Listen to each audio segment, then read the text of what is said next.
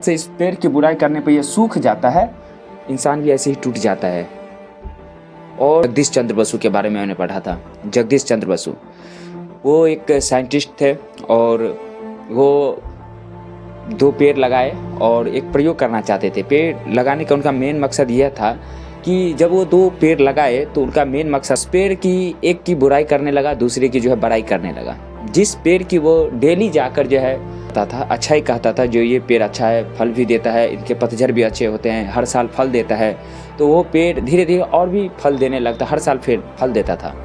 वहीं पर दूसरा पेड़ था, उस पेड़ की बुराई क्या करता था, उस पेड़ को हमेशा कहता ये पेड़ कभी फल नहीं देता है, इनके पतझड़ सूख जाते हैं, इनके डाल अच्छे हैं, इस पेड़ को जब फल ही नहीं देता तो उस पेड़ को जो है मैं काट दूंगा।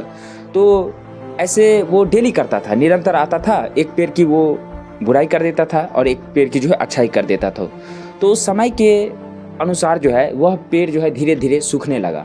जिस पेड़ की वो बुराई करता था वह पेड़ धीरे धीरे सूखने लगा और सूख भी गया एक दिन।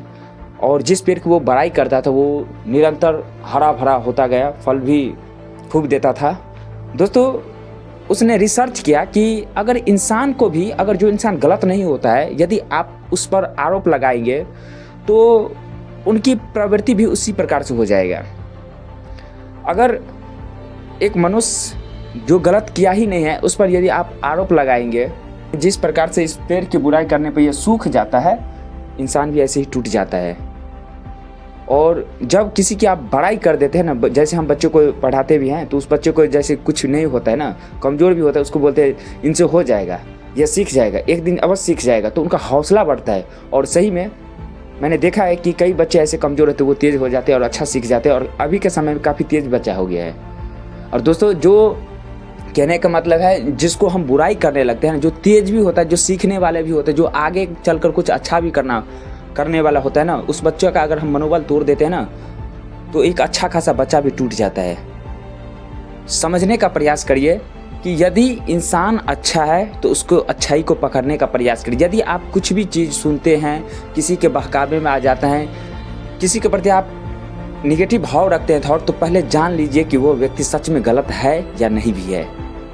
यह आप अवश्य एक पढ़े लिखे इंसान के तौर पर सोचना अवश्य जरूरी है, क्योंकि अभी के समाज में उंगली उठाने वाले बहुत से ऐसे लोग हैं, बहुत ऐसे व्यक्ति मिल जाएंगे। इसलिए सच का साथ दीजिए, सच जानना ही चाहिए अवश्य।